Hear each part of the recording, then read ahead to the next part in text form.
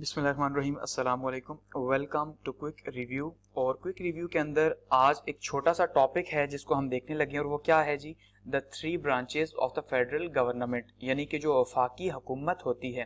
ठीक है, ये जो वफाकी हुकूमत है इसकी जो तीन ब्रांचेज हैं वो कौन कौन सी हैं, और हम इसको यूं भी कह सकते हैं कि भाई हाउ गवर्नमेंट्स वर्क्स, कि हुकूमत जो है वो काम कैसे करती है, यानी कि वो किस तरह से उसका हायरार्की का स्ट्रक्चर है और किस तरह से वो काम करती है।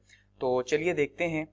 अब सबसे पहली बात, जहां पे भी दुनिया के अंदर फेडरल सिस्टम होगा, नॉर्मली अगर फेडरल सिस्टम नहीं भी लेकिन वहां पे डेमोक्रेटिक सिस्टम है, तो वहां पे यही तीन ब्रांचेस जो हैं ये एग्जिस्ट करती हैं, और ये तीनों एक दूसरे से सेपरेट होती हैं। ठीक है जी, जिसमें सबसे पहले लेजिस्लेटर है, दूसरे नंबर पे एग्जीक्यूटिव है और तीसरे पे जुडिशरी है।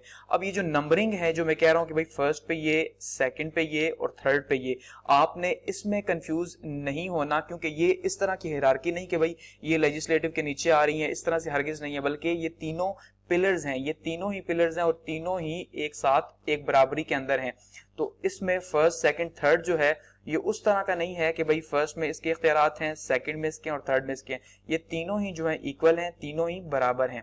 ठीक है, तो स्टार्ट करते हैं। अब सबसे पहले अगर बात करें हम लेजिस्लेटर की, या जिसको हम कहते हैं मुकन्नना की, ठीक है जी, कि मुकन्नना क्या है? मुकन्ना कानून बनाने वाला इदारा, कि ये वो इदारा है जो कानून बनाता है। एक वो जमाना था कि जब एग्जीक्यूटिव और लेजिस्लेटिव जो है ये दोनों एक ही होते थे, यानी बादशाह था, बादशाह के नीचे जो है वही अपने कानून बनाता। तो फिर एक मूवमेंट चली, एक पूरा का पूरा सिलसिला चला, जिसमें हमने देखा मैग्ना कार्टा और जो है ना पूरा का सिलसिला हुआ कि भाई अगर बादशाह जो है वही क्या करेगा, वही अपने लिए कानून बनाएगा तो अपने फायदे के बनाएगा, तो इसलिए कानून बनाने वाला जो इदारा है उसे सेपरेट होना चाहिए एग्जीक्यूटिव से। वो लोग जो एग्जीक्यूट करते हैं, वो जो ऊपर बैठे हुए हेड हैं। ठीक है, तो लेजिस्लेटिव या मुकन्ना कानून बनाने वाला इदारा। अब इसमें क्या है, सबसे पहले अगर लोअर हाउस है तो उसको हम क्या कहते हैं जी, नेशनल असेंबली, जिसको हम कहते हैं कौमी असेंबली। ठीक है, और कौमी असेंबली हम जानते हैं कि 342 के करीब जो है इसकी सीट्स हैं। अपर हाउस है जिसको हम कहते हैं जी सेनेट, ठीक है, जो कि तकरीबन 104 सीट्स हैं जिसकी, और इक्वल रिप्रेजेंटेशन होती है चारों प्रोविंसेस से इसकी। अब इनका काम क्या है? ये जो लेजिस्लेटर है ये क्या करता है जी, ये पूरे मुल्क के अंदर जो है वो कानून बनाता है। कानून बनाने की रिस्पॉन्सिबिलिटी इनकी है। हम जिन लोगों को इलेक्ट करते हैं, हम जानते हैं कि वो कहां जाते हैं, कौमी असेंबली के अंदर जाते हैं, फिर सेनेट के अंदर भी चारों सूबों से लोग इलेक्ट होते हैं। तो पहले जो बिल है, असेंबली वगैरह अगर कोई लॉ पास होता है तो वो नेशनल असेंबली के अंदर जाएगा, और उसके बाद जो है फिर वो सेनेट में जाएगा और पास होगा, और फिर वहां से प्रेसिडेंट के पास चला जाएगा। तो ये क्या है, हमारे पास लेजिस्लेटर या कानून बनाने वाला इदारा है, कि जहां पे हम असेंबली करते हैं, और जो दो हाउसेस पर मुश्तमिल है। नेक्स्ट में हमारे पास एग्जीक्यूटिव है, यानी कि सरबरा। सरबरा क्या, कि वो जो कि हुकूमत को चलाते हैं, या जो ये कवानीन बने हैं इन कवानीन को लागू करते हैं मुल्क के अंदर। ठीक है, जिनको इख्तियार दिया हुआ है कि भाई आप इनको जो ये कवानीन जो है इनको लागू करें, इस मुल्क को रन करें, उसको एग्जीक्यूटिव कहते हैं, एग्जीक्यूटिव। अब एग्जीक्यूटिव के अंदर फेडरल गवर्नमेंट भी है, प्रोविंशियल गवर्नमेंट भी है।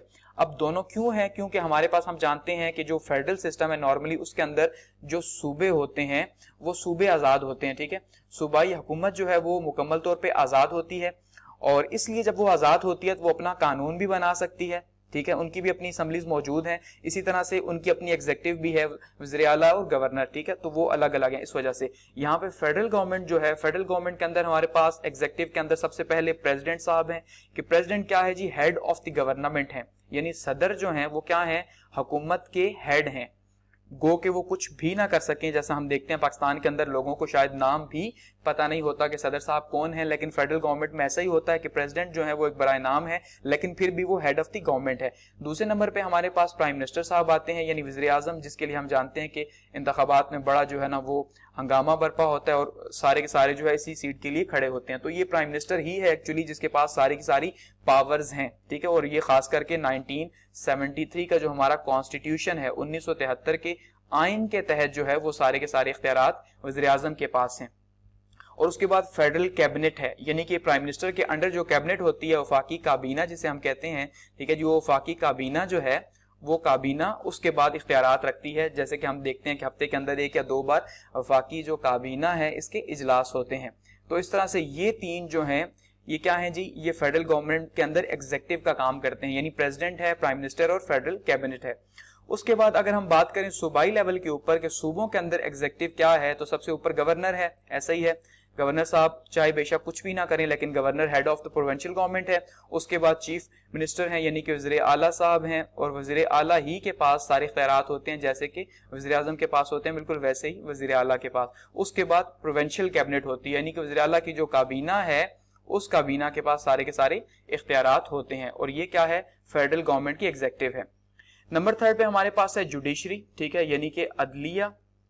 और आजकल तो हम वैसे भी देखते हैं कि अदलिया जो है वो फुल फॉर्म के अंदर है, और अदलिया ही जो है वो टॉप पे इस टाइम पे, ना वो जो है ना एग्जीक्यूटिव की सुनती है और ना ही जो है वो लेजिस्लेटर, यानी लेजिस्लेटर तो खुद बेचारे कुछ करते हैं नहीं, क्योंकि वो तो सारा का सारा जो है ना जिसकी हुकूमत है वही सारे का सारा करता है, अपनी मर्जी से लॉज बनवाते हैं। तो उसमें फिर हम देखते हैं कि अदलिया जो है बहुत इंपॉर्टेंट रोल प्ले करती है। तो अदलिया के अंदर क्या है, सुप्रीम कोर्ट जो है वो मुल्क की सबसे बड़ी अदालत है जी, सुप्रीम कोर्ट, और जिसके जो हेड हैं उनको हम जानते हैं कि चीफ जस्टिस साहब कहते हैं, जो कि 100 मोड एक्शन भी लेते हैं और बहुत कुछ करते हैं, ठीक है जी। तो चीफ जस्टिस हैं। उसके बाद जो सूबाई लेवल पे है या जिले लेवल के ऊपर है, वहां पे क्या है जी, वहां पे हम देखते हैं कि हाई कोर्ट्स हैं, चारों सूबों के अंदर हाई कोर्ट्स हैं, और इसके अलावा सेशन कोर्ट्स हैं लोअर लेवल पे, और इन्हीं के आगे फिर इनकी आगे 2 ब्रांचेस हैं, क्रिमिनल कोर्ट्स हैं और सिविल कोर्ट्स हैं, ठीक है।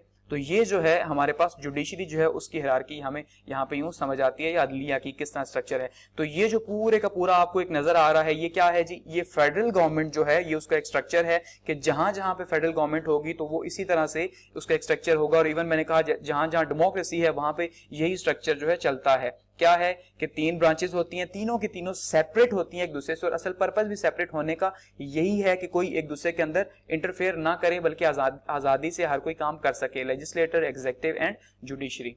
तो इस टॉपिक को यहाँ पे हम क्या करते हैं जी, एंड करते हैं।